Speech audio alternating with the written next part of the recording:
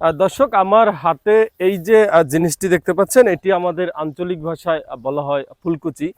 বিশেষ করে বর্ষার মৌসুমে কারো কারো হাতে এ ধরনের জিনিস দেখা যায়, সেটি হচ্ছে মাছ শিকারের জন্য। প্রাচীন কাল থেকেই এ ধরনের বস্তু দিয়ে আমাদের এই অঞ্চলে মাছ শিকার করা হয়। যদিও এখন মাছও কমে গিয়েছে, আর সেই শৌখিন মাছ শিকারীর সংখ্যাও কমে গিয়েছে। তো আজকে হঠাৎ করে এক ছোট ভাইয়ের হাতে এরকম একটা ফুলকুচি দেখে একটু ইচ্ছে হলো এটা হাতে নেওয়ার।